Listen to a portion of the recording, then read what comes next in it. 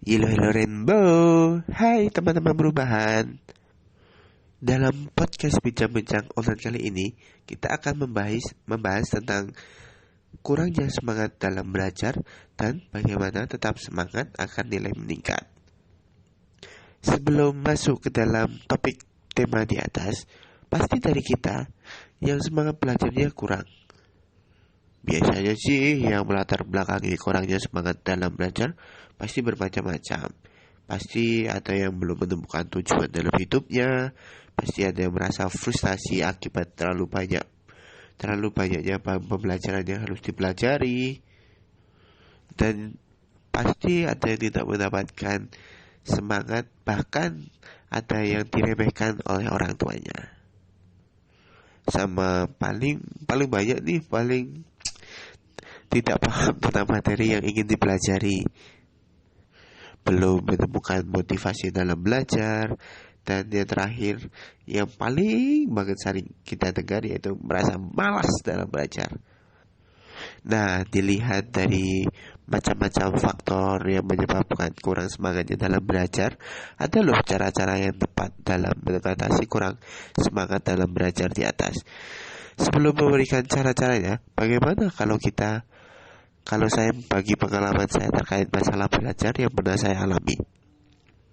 Dulu di sekolah, saya juga mengalami masalah belajar seperti teman-teman. Tapi seiring bertambahnya usia dan berjalannya waktu, saya menyadari bahwa kebiasaan di atas tidak baik untuk terus dibawa ke tahap-tahap selanjutnya.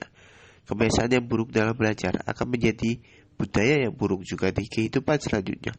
Kebiasaan itu akan membawa kita ke dalam rasa penyesalan, dan kita tidak bisa mengulangi waktu-waktu sebelumnya.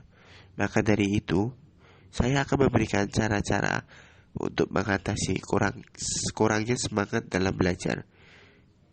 Yang pertama, menentukan goal dan tujuan yang ingin dicapai. Dengan menentukan goal atau tujuan yang ingin dicapai, maka kita akan memiliki motivasi dan juga semangat dalam mencapai tujuan tersebut. Dengan kata lain, goal atau tujuan sangat penting dalam meningkatkan semangat belajar dalam diri kita. Yang selanjutnya yaitu memilih metode belajar yang tepat dan efektif. Kita sebagai calon guru di masa depan, kita harus bisa memilih metode belajar yang tepat bagi setiap siswa.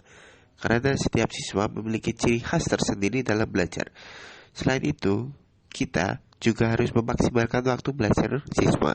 Dengan kata lain, jika kita bisa memilih metode belajar yang sesuai dengan keadaan siswa, maka siswa tersebut akan senang dalam belajar dan tidak merasa tertekan dan menumbuhkan semangat belajar dalam siswa.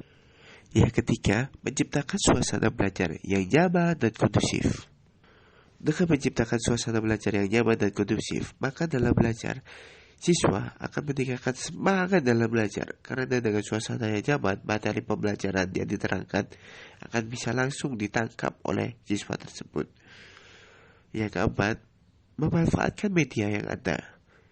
Seiring berkembangnya teknologi, guru juga harus bisa memanfaatkan perkembangan teknologi tersebut dalam melakukan pembelajaran kepada siswa.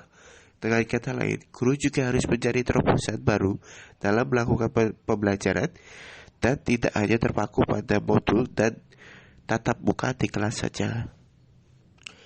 Dengan cara-cara tersebut, insya Allah kita bisa meningkatkan semangat belajar pada diri kita maupun pada siswa.